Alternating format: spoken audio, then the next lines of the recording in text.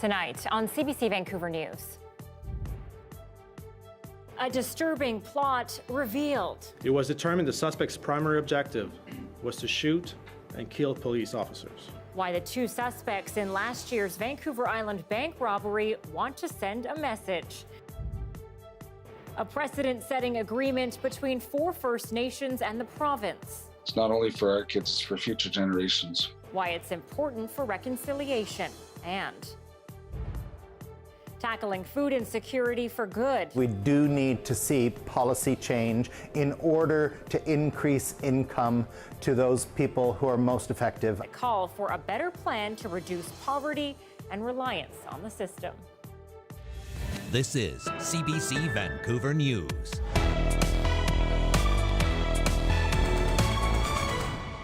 Good evening and thanks for joining us. I'm Anita Bathe.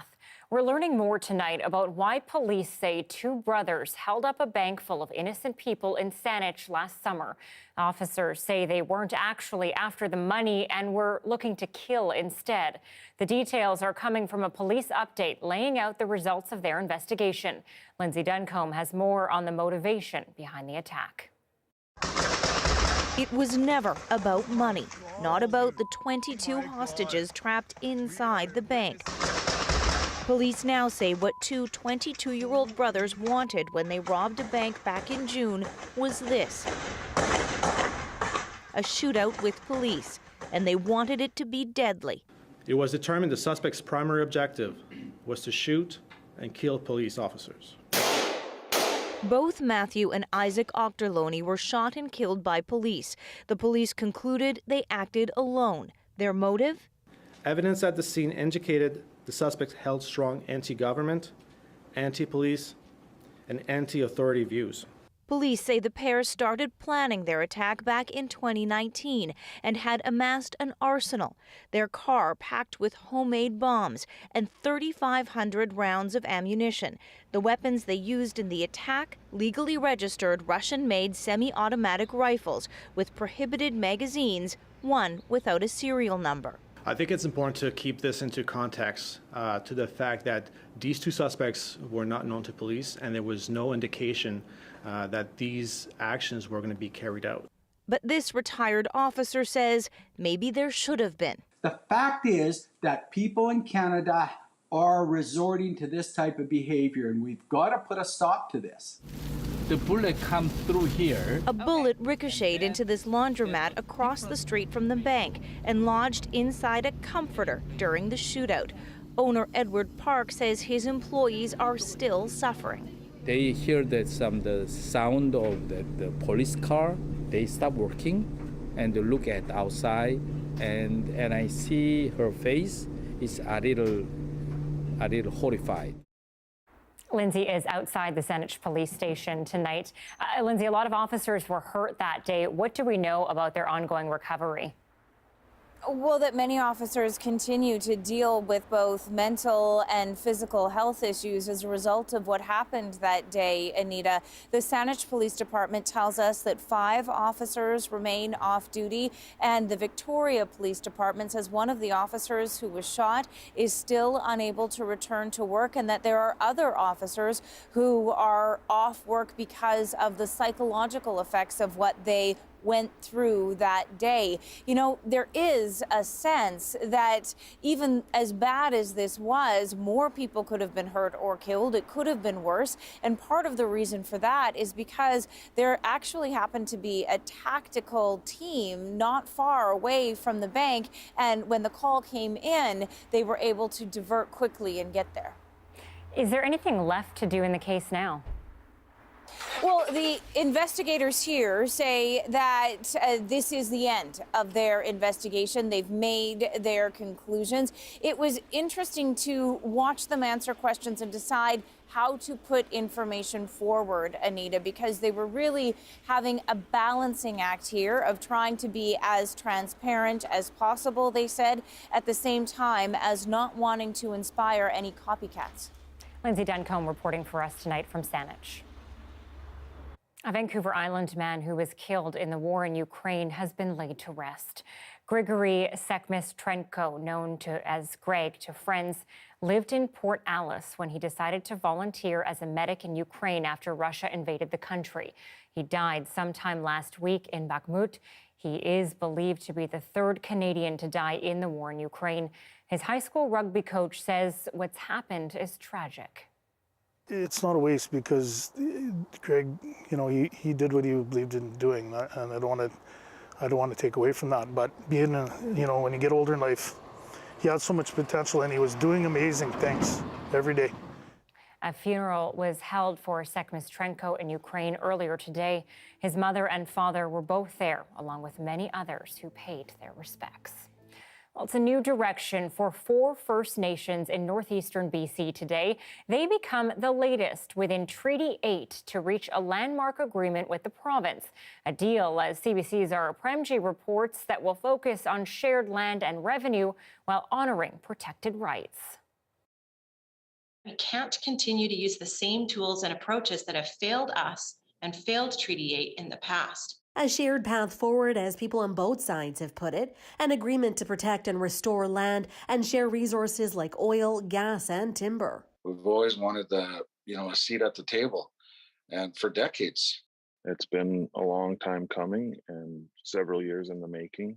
The 4 Treaty 8 First Nations to sign Friday morning are Fort Nelson, Saanich, Halfway River, and Doig River. They will have more say in decisions in their territories. Those include wildlife co-management, land use plans and protections, funding for restoration, access to revenue, and education about Treaty 8 itself.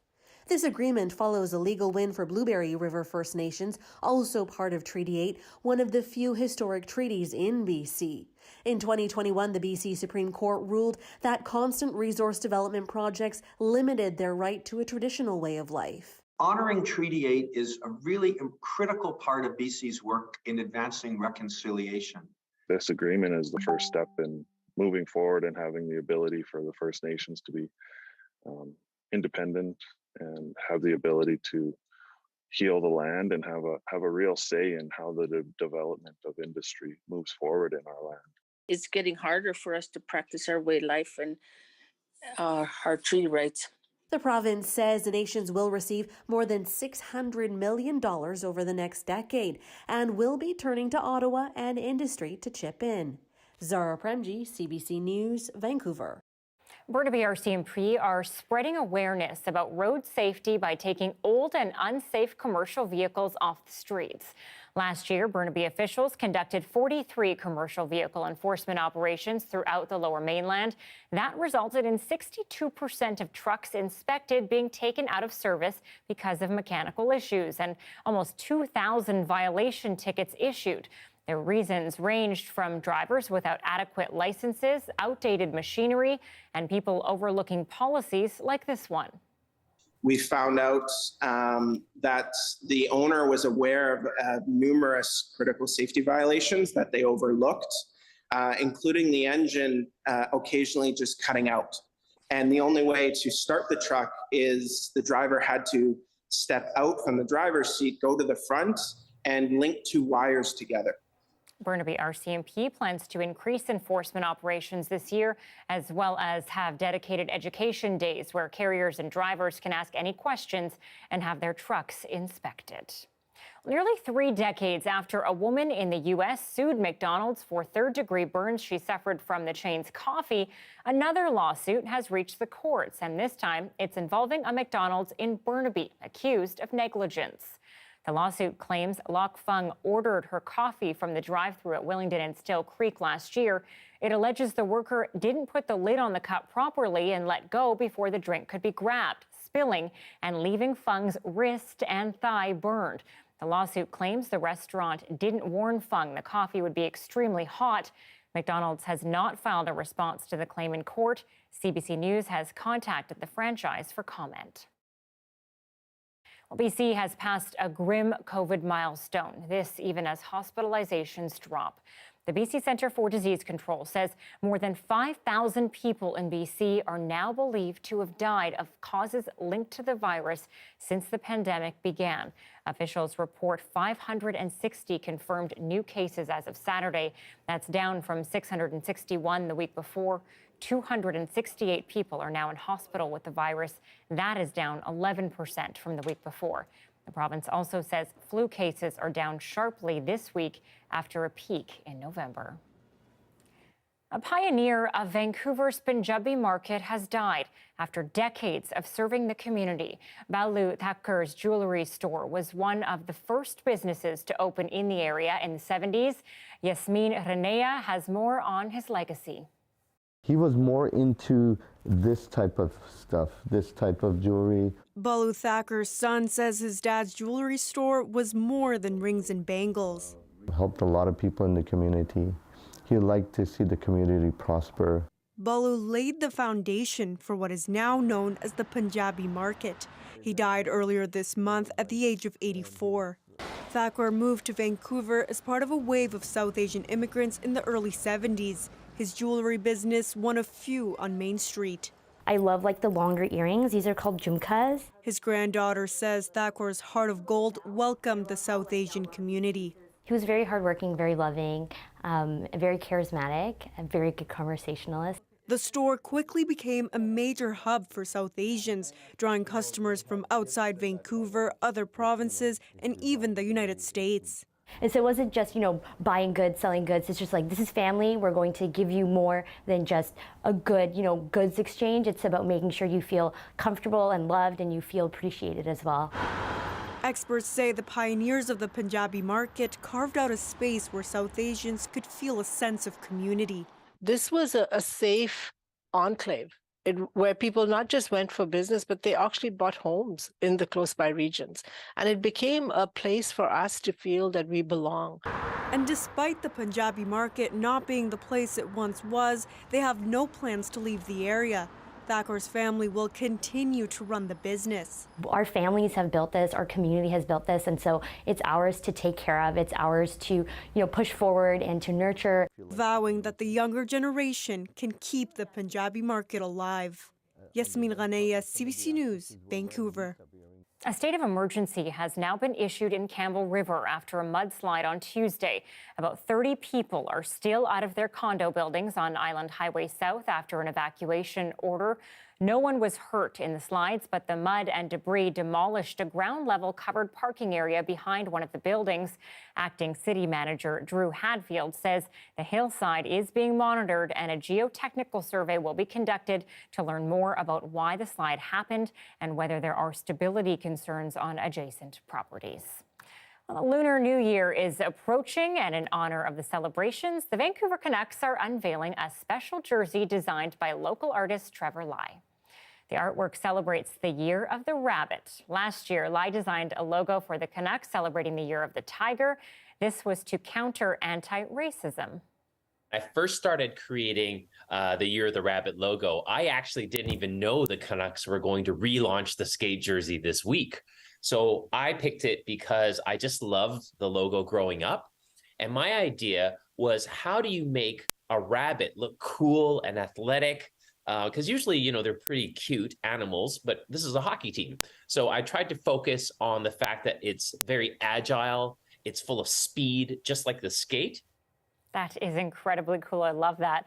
This year, the Lunar New Year begins on January 23rd. The Canucks will be hosting a Lunar New Year game on the 24th, and they'll wear the jerseys during the warm-up. Okay, if you're sick and tired of canceled sailings and long lines at ferry terminals, this might be the solution you're looking for: buying your own ferry. Retired BC Ferry, the Powell River Queen, is up for sale. After 58 years of shepherding folks around the waters of BC, the car ferry is now on the auction block for $85,000. The vessel can hold up to 61 cars and 400 people, all for less than the cost of a luxury vehicle. Offers can be made online. And if you want to take a look at the boat before you buy, the Powell River Queen is currently docked at Quadra Island. So, Joe, in the chance that we all decided to pool our money and buy this big boat, the team was kicking around a few names. So you have a couple to choose from here. Ferry Manilow, Ferry Seinfeld, Very funny. Ferry Bradshaw, Dan Burrett's favorite, Life is a Bowl Full of Fairies. I was going to say, if you hadn't given me Dan Burrett's choice, I could name everyone on the team and whose choice is favorite. That's very funny. Much wittier than what I was going to go with, which was the Pineapple Express. You know, it's fitting for you. It's Thank fitting, you. Yeah. I'm not going to say it's the best, but... Fair enough. Well, I got to mull those over, but yeah, let me know how much I owe you for the ferry when all the pooling is done.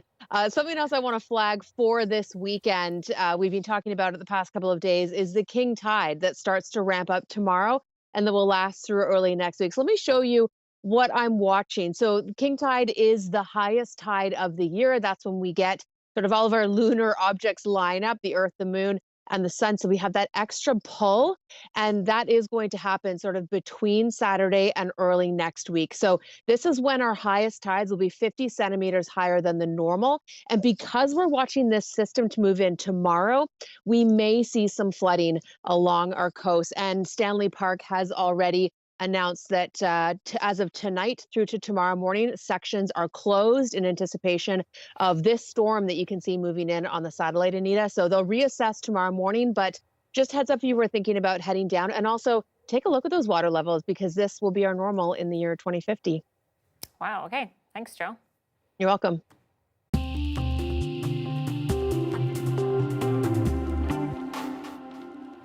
On the Sunshine Coast, some organizations are getting a financial boost to support local food banks and community kitchens.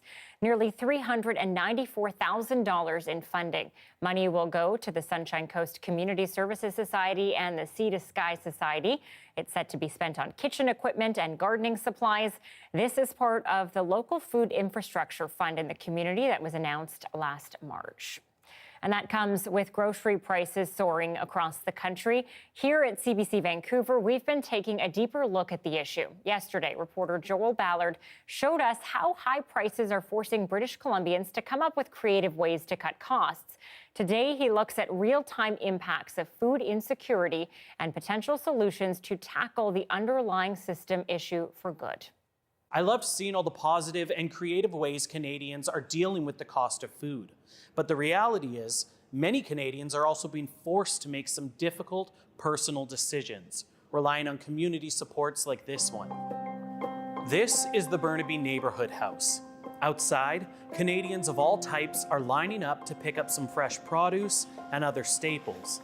Inside, volunteers are busy organizing, preparing, and packing.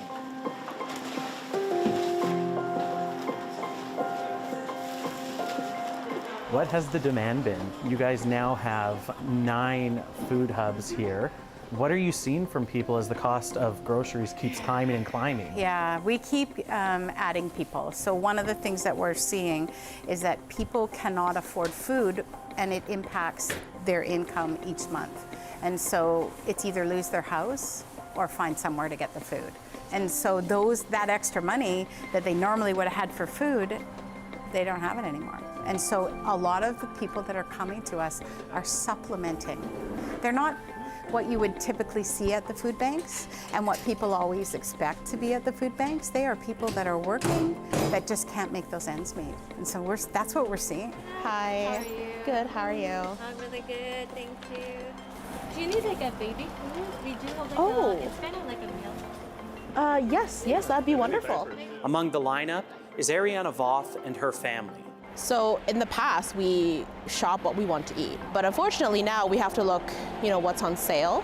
With a second child on the way, the family is finding it hard to keep up with the expenses, despite working a full-time job. So, like many Canadians, they've turned to food banks and hubs, visiting weekly. Given we don't know what's at the food bank every week, then we definitely food prep a lot more. Whatever we get is what we'll eat. If anything that needs to be purchased, say meat, because we don't get that very often, we'll buy a bulk amount. We'll separate it into a bunch of different meals, and generally Kiara gets a lot of it, and us adults get less of it, just so she grows normally. There you go. How was the decision to start coming to food banks? Was that a hard decision to make for you? Well, you know, my background, I'm Chinese, and it's seen as shameful to get any kind of help. Our family motto is if we can do it, then let's do it ourselves. To reach out to someone and say, hey, I need help, is a big step, I feel like. And if it weren't because, we have a baby to raise and coming one soon, then it definitely would have been, I think I would be more reluctant to actually reach out. Seeing Canadians adapt and get creative proves our resilience. And seeing charities and community groups step up and support their neighbors highlights our compassion. But some say this is the direct result of a system that is broken. It is not about food security. I want to be really clear about that. Having people come to a food bank is not about their food security. It is about poverty reduction. And that is what it's about. And so we need a plan in Canada for that. We need a plan that people can trust that the government is going to have a safety net for them. So what is the solution? Clearly, it can't all be on the backs of regular Canadians to figure out. To learn more about what that solution could be, we took a trip to the University of British Columbia, where we talked to lecturer and registered dietitian Jerry Caston.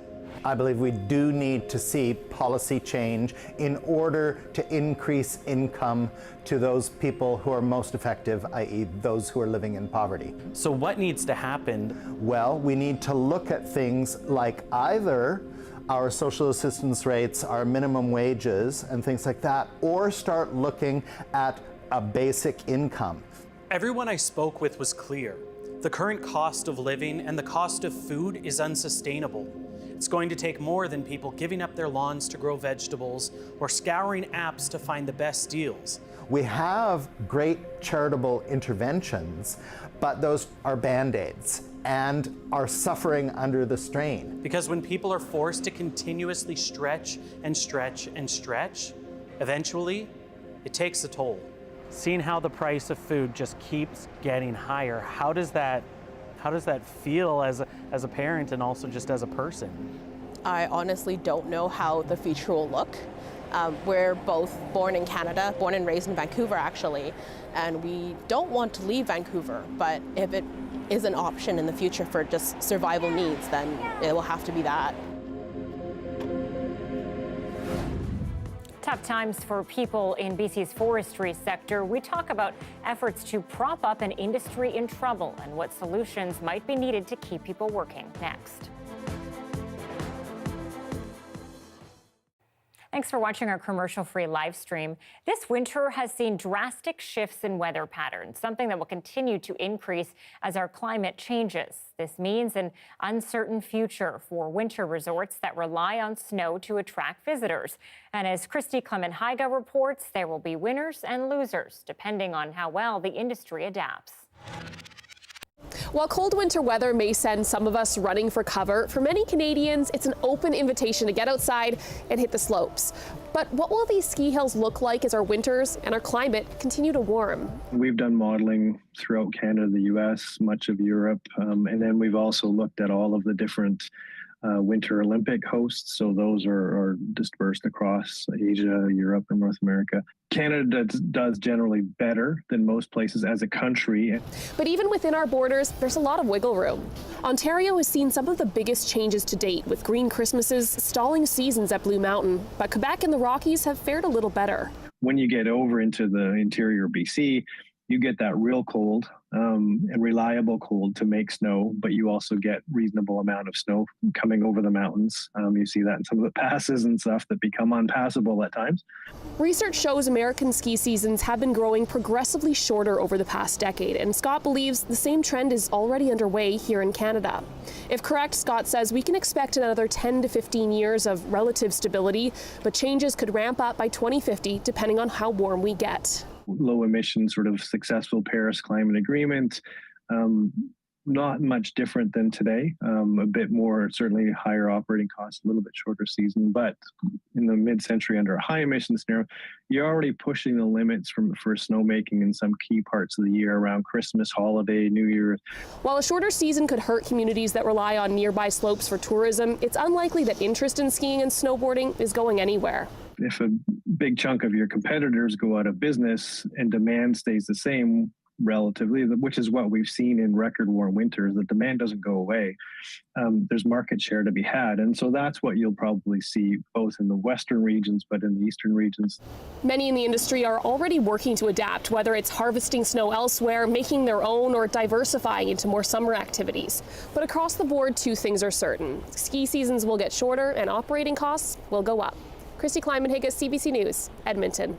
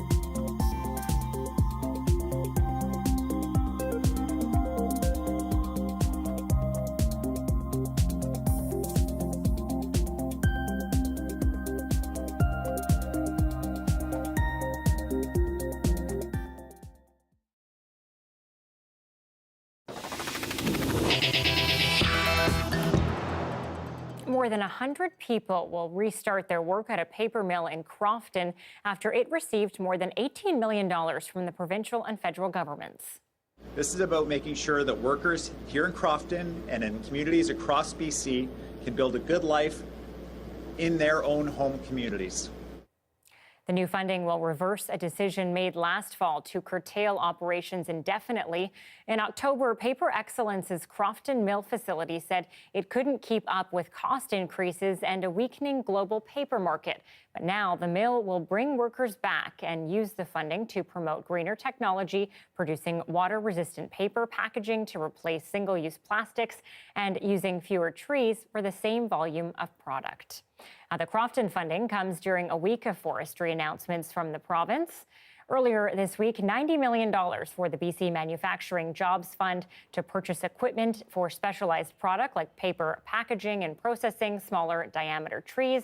Another $50 million going to the Forest Enhancement Society of BC to increase the use of low-value and recycled fiber, including logging waste and trees damaged by wildfires. Joining me now to discuss the implications of these funding announcements is Bob Simpson, a member of the Forestry Worker Supports and Community Resiliency Council. Bob, what does this influx of government funding say about the state of BC's forestry and logging industries? Well, I think it's an appropriate response by the government at this time, and it's interesting to see the new premier come in and make back-to-back announcements to support the forest industry at a time that a long-awaited correction in that industry is occurring. So I think there's an interesting synergy there between the Premier's readiness to make those announcements and then what's happening in the industry, like the 300 jobs that were just lost in Prince George. Funding has been distributed, people are getting back to work, but is that enough? What do you think needs to be done to actually ensure the longevity in these industries? Well, the BC forest sector is a very complicated sector. There was a previous forest minister who described it as a giant spider's web. And what he learned in his early days as a forest minister is if you touch one part of the web, the entire web shakes. It's got a long history. There's a lot of communities dependent on it, a lot of families dependent on it. And for a long time, there's been warning signals that industry was going to have to correct to a very dramatic decline in the fiber supply, both the saw logs and the waste coming out of the bush that it's gotten used to over the years. That correction's happening now. For many years, there's been a warning that it wouldn't only be sawmills that would go down, it would be pulp that went down. And so Prince George's announcement of closing their pulp line has sent the signal that we're in that very dramatic correction window. I think the industry is saying to government, and they're not wrong, that it feels like the government's deploying a lot of tools. But if you will, to use an analogy, they've got the tools, but they don't have the house plan. They don't really know and understand where the government wants to go, whether that's the objectives for biodiversity, old growth, ecological resiliency on the land base, or whether it's the idea that somehow the industry is going to make a shift to value over volume. So there's lots of really good rhetoric coming from the government. There's lots of good tools coming from the government. But I think the real issue is, and again, it goes back to that complexity, what's the vision? What are we all walking toward? And that's the conversation that I think really needs to happen very quickly. Yeah, and Premier David Eby has spoken about the need to modernize, how forests are managed and amid ecological concerns. You talk about, how the government doesn't sort of have a focus here. What does modernization look like to you? Well, I think the government has a sense of where it wants to go. I think they have a communications problem of getting people to align with them on that path. And there's no blame around here. The forest industry in British Columbia has been very successful and very competitive up until recent years. And there are the possibilities within that industry to pivot and to make a change. I think the unions, the communities, the First Nations, the industry, and the government all need to sit down together and really come together on what that change is. British Columbians are fortunate in that we as British Columbians own the forests, not the companies. We do. And especially now that First Nations are being brought to the table in a much more appropriate way than they have before as the true ancestral owners of that land. The challenge that we're confronted with, we're talking about that land at a time that it's confronted with large-scale disturbances, so large-scale beetle infestations, wildfires, climate change impacts. And so the government's not wrong in saying we have to manage that land base through a lens of ecological resiliency, making sure it's robust, not timber, which has been our historic approach. On the manufacturing side, we're in a very interesting and unique situation where British Columbia could pivot to, instead of just making dimension lumber products and raw pulp, which has been our historical industry, to begin to look at what the world is doing in terms of, and it's exactly what's happening at the Crofton mill, the world is going to ban single-use plastics. How can British Columbia position itself to take advantage of that? The world wants to move to wood as a massive building material. How do we take advantage of that? So the opportunity is there. Bob Simpson, thank you so much for being with us tonight. You're welcome. The Chinese government insists the country's COVID outbreak is getting better, but global health authorities are worried about the spread of the disease as travel for the busy Lunar New Year holiday hits its peak. It's coming up.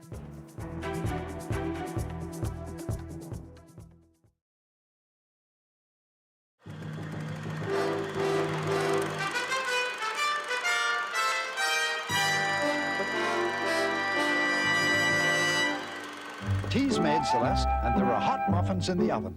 Farley, look at you. You're a bad dog. You bloated sack of protoplasm! All three of these cartoons are seen on TV screens around the world, but they were created by Canadian animators. And these are just the type of shows you're likely to see if Fun TV has its way. Fun TV is the latest contender vying for a specialty channel in the CRTC hearings in Ottawa next month. There will be shows for young children, which will be organized so that they're available for unsupervised viewing, so they'll be very safe, non-violent shows, and I think parents and caregivers will feel comfortable leaving their kids in front of the set. Coffee. Then there'll be experimental films for those who are animation buffs and animation aficionados. There'll be a magazine show about animation, which I think will be the first show ever produced in the world on a regular basis to tell people about animation. There'll be nostalgic cartoons that we remember from our youth, you know, everything from Popeye to Betty Boop or, you know, old Superman cartoons. Fun TV has financial support totaling $8.5 million. That money comes from Canada's largest cable TV operator, Rogers Broadcasting, also the Toronto Dominion Bank, and two successful Canadian animation companies, Nelvana and Cinar Films. The service would cost an extra 25 cents a month on your cable bill. So representatives of the proposed channel are in Vancouver this week, wooing West Coast animators to the Fun TV way. They want to convince the dozens of independent animators in BC to contribute their programming ideas to the channel. Fun TV isn't alone in its bid for an all-animation channel in Canada. The Family Channel is in the running too, promising cartoons 24 hours a day, commercial-free. Fun TV says it will have some commercials, but argues that its programming will be more diverse. Both applicants say that they will have 60% Canadian content. Family Channel has announced that they intend to take 30% of their programming from the Turner network, you know, which is mainly the Hanna-Barbera library. And we think that in an industry that is so successful internationally, to build that you know, image, to build that network on somebody else's library is a mistake when we have, you know, great Canadian cartoons. There's a lot of companies here that are ready to take that No, jump. I think you're right. So Fun TV has been touring some of Vancouver's animation studios. The folks at Bardell Animation are impressed that two applicants are competing, but they have some reservations about Fun TV. You worry a bit because it's put forward by two of the largest animation studios in Canada, and you wonder whether an independent like myself is going to get a fair shake. Fun TV expects half a dozen Canadian animation films will be invited to submit programming to their channel. That means dozens of jobs for BC animators. There could be dozens more jobs if and when Walt Disney opens its studio here. Then the West Coast could outstrip Toronto as Canada's leading animation centre. Peter Granger, CBC News, Vancouver.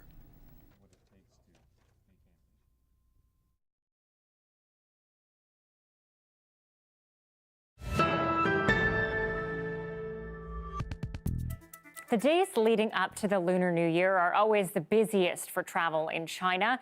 But this year, the dropping of COVID restrictions has released a pent-up desire to go home for the holidays. But international health authorities are worried about the spread of disease. As Lisa Xing reports, record-setting numbers of people are traveling home to rural areas.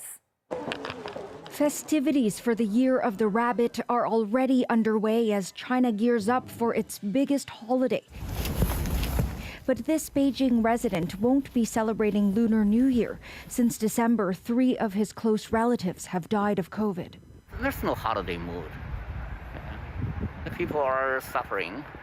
People are so anxious. China's fighting a full-blown crisis. The virus has ripped through cities since the country abruptly abandoned its zero-COVID strategy last month. Rural areas may be next. In the world's largest annual migration, millions of people are heading to their hometowns for the first time in years. And that's particularly worrisome because, first of all, those are areas which have less access to medical care. And then the second big problem is those are also areas where the population is old. This infectious diseases physician says these variants will spread quickly. And that's a big setup for, you know, an epidemic, and an epidemic associated with a lot of deaths. In a spring festival address to the nation, Chinese President Xi Jinping wished Chinese citizens safe travels. We're doing everything we can to limit the spread of infections by providing more staff and medical supplies, he said. While staff are indeed delivering pandemic prevention kits to migrant workers and the elderly in villages and providing free health checkups, hospitals and crematoriums continue to be overwhelmed. The government criticized for being ill-prepared and underreporting data since its reopening. With low immunity and vaccination rates and little experience dealing with the virus in the countryside, researchers expect the number of daily deaths to increase by tens of thousands. Lisa Xing, CBC News, Toronto. News emerged yesterday of yet another death sentence being issued in Iran in connection with anti-government protests. Rights activists say many more people could soon be under the same shadow And they say the aim is to stifle the protests. Sasha Petrusik looks at the impact so far. Outside Tehran, an angry crowd gathers as two men are hanged just behind the prison walls. This is injustice, yells the mother of one of those hanged. In all, at least 4 protesters have been executed, all of these men in their 20s, paraded by the regime in televised trials. More than 100 others have also been sentenced to death by an Islamic leadership determined to hit back at 4 months of nationwide protests. They were triggered by anger over Iran's strict laws forcing women to wear hijabs. But it quickly turned into a demand for regime change. The answer from Supreme Leader Ali Khamenei: those who set fire to public places have committed treason. But instead of deterring, that threat seems to have infuriated. I think people readily are willing to die for justice and are ready to die for liberation and freedom. And I think executions do have a very effective chilling sort of effect on the community, but I don't think that it's going to be an end-all. On the streets of Iran, there may be fewer protests, though internet censorship makes it hard to know for sure. But despite potential penalties, more women have taken off their hijabs. I have anxiety. I'm nervous about it because I want to be free. I want to live normal life. It is a battle of wills right now. The standoff is bound to continue, says Iranian-born Ali Vayez. There is now a unified sense, much more than at any point in the past 43 years, that there is a need for fundamental changes and an overthrow of the Islamic Republic. But he says the struggle will likely be long, with many more protests and executions. Sasha Petrusik, CBC News, Toronto. The night sky may be brightening faster than once thought, and that has consequences for humans, ecosystems, and more. We'll bring you that story when we return.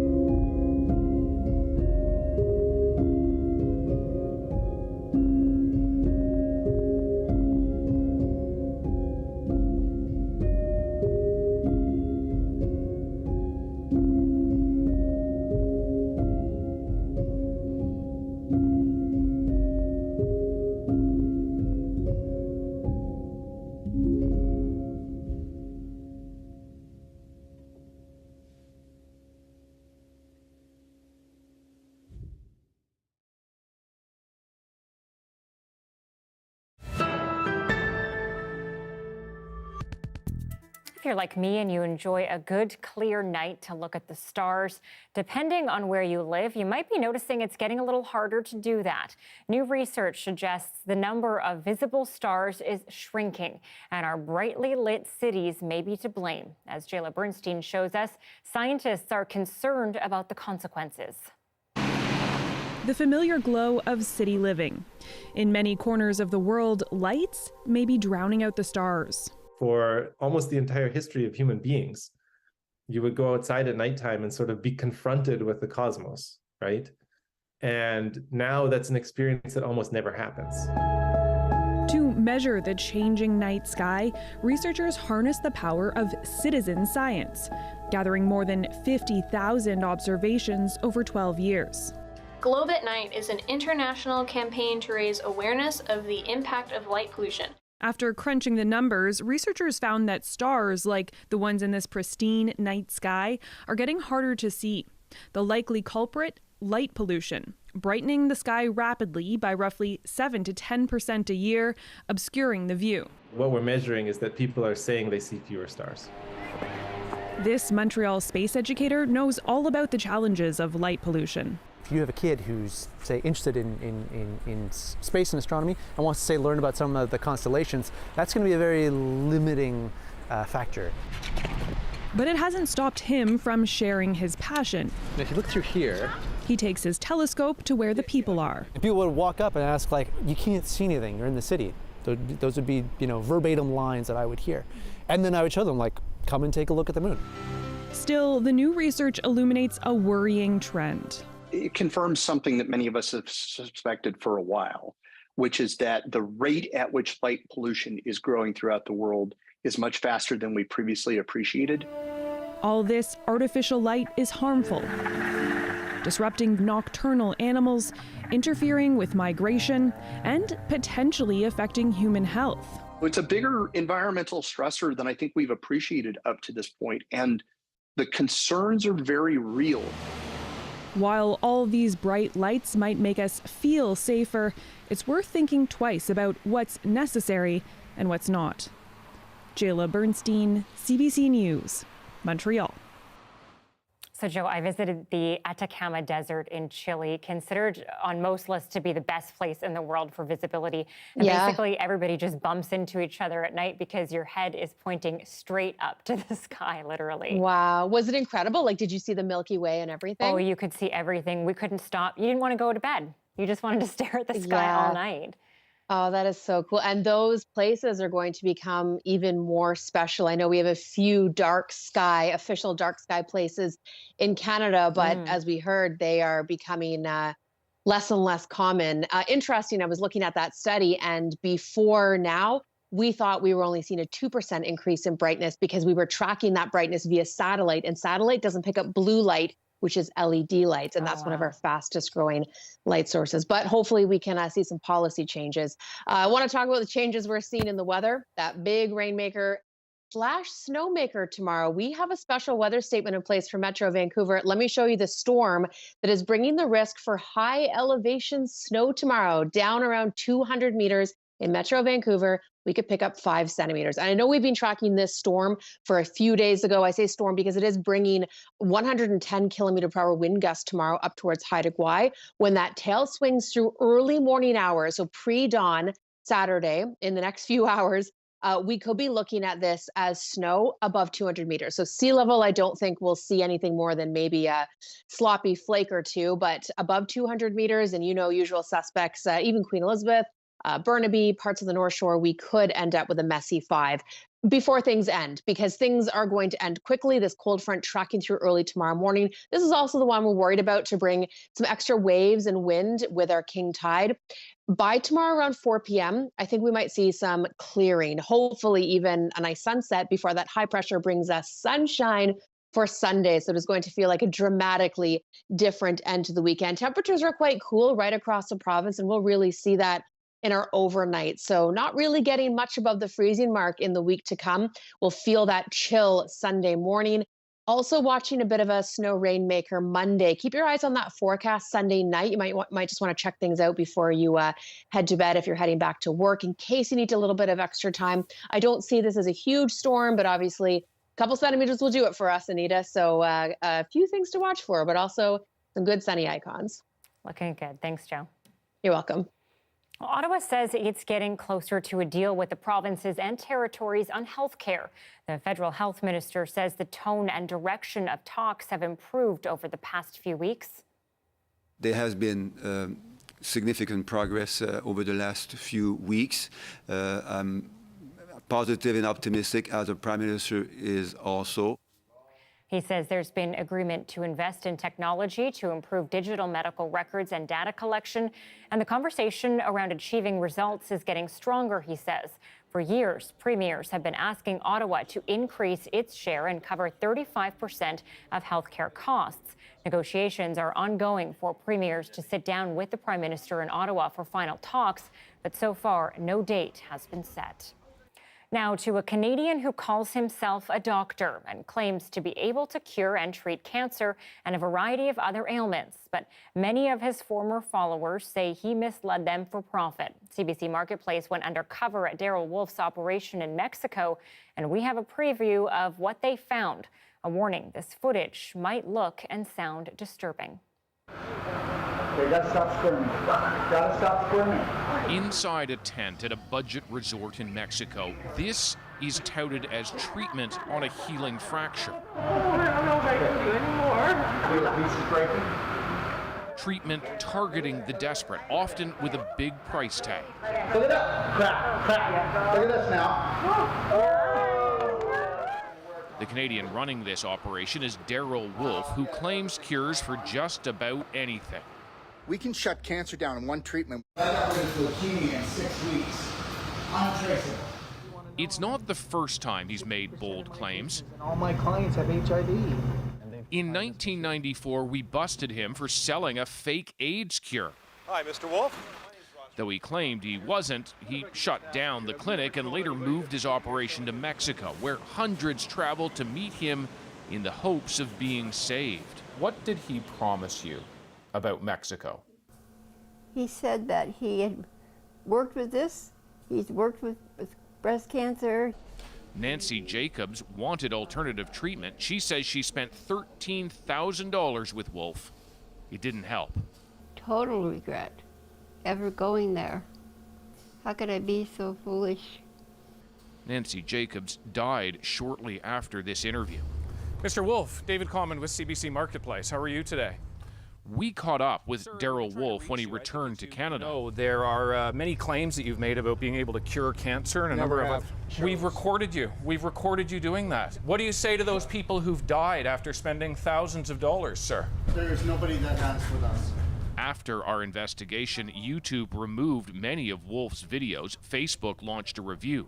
But he continues to operate in Mexico, drawing in clients and dollars. David Common, CBC News, Ixtapa, Mexico. You can watch that full Marketplace investigation tonight at 8 p.m. on CBC TV or CBC Gem. A Canadian hockey legend honored and the artist commissioned to paint his portrait. More on the importance of representation in sport and art after the break.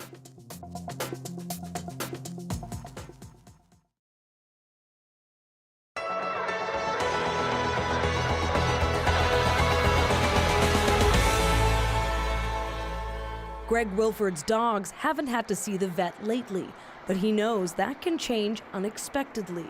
If one of my dogs got injured and I couldn't get in, it would be a nightmare, because I know even when they're not feeling good, it's kind of hard to focus on anything else. It's a scenario that's become more common in Saskatchewan. Some vet clinics are posting longer wait times, even canceling hours, as they deal with the shortage of veterinary professionals. This has been an issue for many, many years that's been culminating, and I would say at this point it's reached a boiling point to where we're using the word crisis. Dr. Sarah Allen says the strain is worse in rural areas, which often have fewer veterinarians who travel long distances to treat livestock. Those vets relying on bigger centers to take on overflow. they could send them off in those cases when they can't handle it all.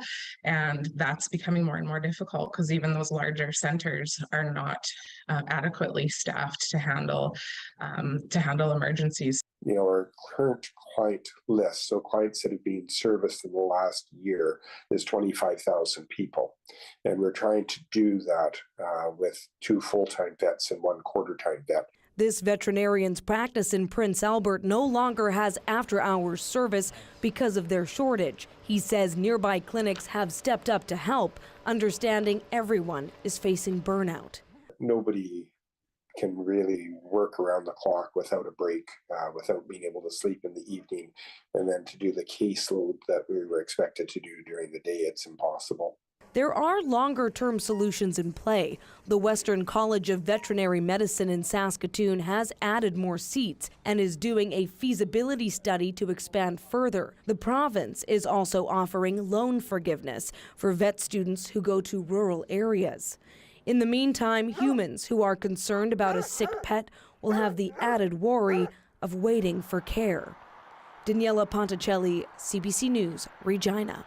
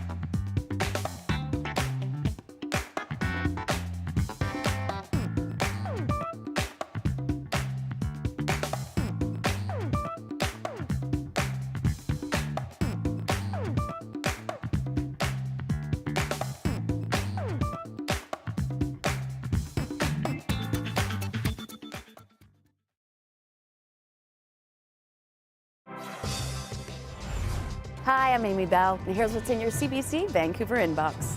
Celebrate the city's most impactful leaders with Anita Bathe at the annual Vancouver Magazine Power 50 Awards. Join the fun February 2nd at the Terminal City Club. Learn more and get tickets at vanmag.com. And never miss a special programming series, event, or contest. Subscribe to CBC Vancouver's e-newsletter at cbc.ca/Vancouver inbox and keep connected with us. The legacy of one of Canada's hockey icons has recently been celebrated. Fredericton-born sports hero Willie O'Ree is the first Black person to play in the NHL, and he was honored with a life-size portrait to mark his first game with the Boston Bruins in 1958. Take a look. On the count of 3, that'd be great, yeah. 1, 2, 3.